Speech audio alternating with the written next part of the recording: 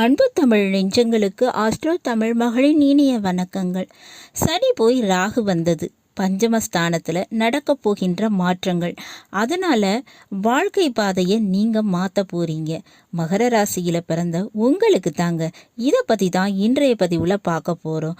பதிவினை முழுமையாக பாருங்கள். பதிவு பிடிச்சிருந்தால் லைக் பண்ணி கமெண்ட் பண்ணி மற்ற நண்பர்கள் உறவினர்கள் பயன்பெற அவங்களுக்கும் ஷேர் பண்ண மறந்துடாதீங்க. இதுவரை நம்முடைய ஆஸ்ட்ரோ தமிழ் மகள் சேனலை சப்ஸ்கிரைப் பண்ணாத நண்பர்கள் சப்ஸ்கிரைப் பண்ணி கூடவே தெரிகிற பெல்லைக்கான கிளிக் பண்ணி ஆல் ஆப்ஷன்ஸும் செலக்ட் பண்ணி வச்சுக்கோங்க. ஏற்கனவே நம்முடைய சேனலில் மகர ராசியில் பிறந்த நண்பர்களுக்காக குரு பயிற்சி பலன்கள் பதிவு செய்தாச்சு. சேனலில் போய் உங்களுடைய பதிவை பாருங்கள். வாங்க நண்பர்களே, இன்றைய பதிவுக்கு போகலாம். மகர ராசியில் பிறந்த நண்பர்களே, உங்களுடைய ராசி அதிபதி சனி பகவான்க. இவர் உங்கள் ராசிக்கு 2ஆம் வீடான கும்ப ராசியில் தற்போது அமர்ந்திருக்காரு. சனி பகவானுக்கு பார்வை பலன்னு பார்த்தா 3, 7, 10 இந்த விஷயங்கள் தாங்க. அப்படி சனி பகவான் 2ஆம் வீட்டிலிருந்து 3ஆம் பார்வையாக மேஷ ராசியை பார்த்து கொண்டிருக்காரு. அந்த மேஷ ராசியில் குரு பகவான் அமர்ந்திருந்தாருங்க. அந்த குரு பகவான் இப்போ மே மாதம் 1ஆம் தேதி இடமாற்றம் அடைந்து ரிஷபராசி போயிட்டாரு. அப்படி சனி பகவானுடைய பார்வையிலிருந்து குரு பகவான் விலகி விட்டார்.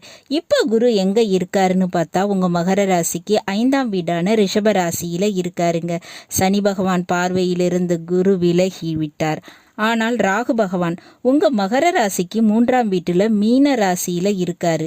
அந்த ராகு தனது 11ஆம் பார்வையாக ரிஷப ராசியில இருக்கக்கூடிய குரு பகவானை பார்க்கிறாரு. அப்ப சனி பார்வையிலிருந்து விலகி ராகு பார்வைக்கு வந்து விட்டார் குரு பகவான். மேலும் இந்த ராகு பகவான் இருக்கக்கூடிய வீடு எதுன்னு பார்த்தோம், மீன ராசி. அதுக்கு அதிபதி யாருன்னா இந்த குரு பகவான் தாங்க. அப்ப ராகுவுக்கு இனி எல்லாமே வேறு விதமான பலன்கள் கொடுக்கின்ற அமைப்பு உருவாகிடுதுங்க. ஆமாங்க, அதுவும் பஞ்சமஸ்தானத்தில் 5ஆம் வீட்டில் பூர்வ புண்ணிய ஸ்தானத்தில் மகர ராசியில் பிறந்த உங்களுக்கு இந்த அமைப்பு ஏற்படுதுங்க. இதன் மூலமாக பொறுமை காத்த காதல் விஷயத்தில் இனி பொறுமை காக்க மாட்டீங்க. காதல் விரைவிலேயே திருமணமாக கூடி வரும். திருமணம் முடிக்க வேண்டிய ஒரு நிர்பந்தம் ஏற்பட்டுவிடும். உங்களுடைய பிள்ளைகள் விஷயத்தில் எந்த ஒரு முடிவு எடுத்தாலும் நிதானம் மற்றும் பிறருடைய ஆலோசனை அதை கேட்டு எடுக்கிறது நல்லதுங்க. சில விஷயத்தை அவங்க விருப்பப்படி விட்டிருப்பீங்க. அதனால் ஏற்பட்ட பிரச்சனைகள் இழப்புகள் ஏராளமாக இருந்திருக்கும். அதனால் இப்போ அவற்றையெல்லாம் இழுத்து பிடிக்க போகிறீங்க. உங்கள் பிள்ளை விஷயத்தில் இதை நடத்த போகிறீங்க. நீங்கள் நினச்சதை சாதிக்க போகிறீங்க. அதுக்கு வாய்ப்புகள் அதிகம்ங்க. அடிக்கடி சிறுதூர பயணங்கள், தேவையில்லாத அலைச்சல்கள், வேலையில் இருக்கக்கூடிய சிறு சிறு இடர்பாடுகள், தேவையில்லாத இடமாற்றங்கள், இனி இது எல்லாமே ஓய்ந்து போய்விடுங்க. ஸோ ஒரு ஸ்டெடியான ஒரு பெர்மனன்ட் ஜாப் அமையுங்க. வேலையில் இருக்கக்கூடிய பிரச்சனைகளை எதிர்கொள்ள துணிவீங்க. முடிவு கட்ட போகிறீங்க. வேலையில் மாற்றம் அப்படின்ற ஒரு நிலைப்பாடு உருவாகுங்க. சில பேருக்கு பணம் கொடுக்கல் வாங்கல்ல, அதாவது மகர ராசியில் பிறந்த சிலர் பணத்தை இந்த விஷயத்தில் இழந்திருப்பீங்க. வரவேண்டிய லாப பணம் உங்களுக்கு வசூல் பண்ண முடியாமல் இருந்திருக்கும். இப்போ விடாப்பிடியாக இருந்து பிடிவாதமாக நீங்கள் வரவேண்டிய பணத்தை வசூல் பண்ணிடுவீங்க. இழந்த நஷ்டத்தை சரி பண்ணிடுவீங்க. ரொம்ப காலமாக மாற்ற நினச்ச வண்டி வாகனம் இப்போ மாற்றிடுவீங்க. இது இந்த தருணத்தில் நடக்குங்க. அது மட்டும் இல்லை, குரு பகவான் தனது 9ஆம் பார்வையாக உங்களை பார்க்குறாரு. அப்போ ரொம்ப நாளாக இருந்து வந்த உடல் பிரச்சனை அதை சரி பண்ணக்கூடிய வாய்ப்பு வேணும்னு நினச்சிக்கிட்டு இருக்கீங்க. ஏதோ ஒரு காரணத்துக்காக தள்ளி போட்டிருப்பீங்க இல்லையா? அப்படிப்பட்ட உடல் நோய் பிரச்சனைக்கு இப்போ ட்ரீட்மெண்ட் எடுப்பீங்க. அதனை சரி பண்ணுவீங்க.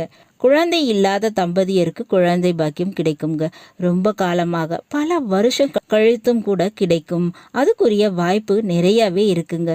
ராகுவினுடைய தொடர்பு குருவுக்கு கிடைப்பதால் எதிர்பாராத மாற்றங்களை சந்திக்க போகிறீங்க.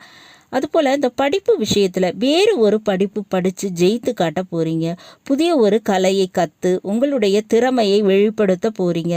சில பேருக்கு அரசியல் தொடர்பு ஏற்படலாம். சில பேருக்கு வெளிநாட்டு தொடர்பு ஏற்படலாம். அதுக்கு வாய்ப்புகள் இருக்குங்க. ராகு போன பிறவியோட பூர்வ புண்ணிய பலனை எடுத்து கொடுக்கக்கூடிய கிரகம். அதன் அடிப்படையில் ராகுவினுடைய பார்வை குருவுக்கு கிடைப்பதால், குரு தனக்காரகன் என்பதால் தனம் பணம் நிச்சயமாக வசூலாகும். குரு கல்விக்கு காரகன், அப்போ படிப்பு விஷயத்தில் வெற்றி கிடைக்கும். குரு ஆன்மீக விஷயங்களுக்கெல்லாம் முக்கியத்துவம் கொடுக்கக்கூடிய கிரகம். அதனால் தெய்வ வழிபாடும் மத ஈடுபாடு இந்த விஷயங்களில் அதிகமாக நீங்கள் ஈடுபடுவீங்க. சமூக சேவை செய்வதற்கு வாய்ப்புகள் அதிகமாக இருக்குங்க. குரு அரசுக்கு காரக கிரகம், மந்திரி கிரகம்னு கூட சொல்லுவாங்க. அப்போ சென்ட்ரல் கவர்மெண்ட் ஜாப் கிடைப்பதற்கு வாய்ப்பு இருக்குங்க. அடுத்ததாக உணவுக்கு காரகம். அப்போ உணவுத்துறை, food processing department, agriculture department, இதில் எல்லாம் வேலை தொழில் இருந்தால் அதில் மிகப்பெரிய லாபத்தை பார்ப்பீங்க. விவசாயத்துறையில் மிகப்பெரிய முன்னேற்றம் கிடைக்குங்க.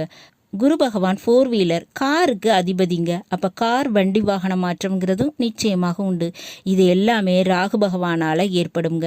நிச்சயமாக இந்த மாதிரியான மாற்றங்கள் நிகழும். மாற்றம் நல்லதொரு நன்மையையும் தருங்க. வாய்ப்புகளை பயன்படுத்தி கொள்ளுங்க.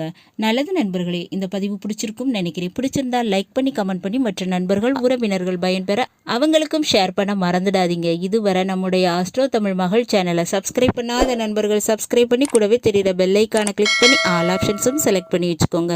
மீண்டும் ஒரு நல்ல வாய்ப்பினில் உங்கள் அனைவரையும் சந்திக்கிறேன். அதுவரை ஆஸ்ட்ரோ தமிழ் மகளின் அன்பு கலந்த வணக்கங்கள். நன்றி.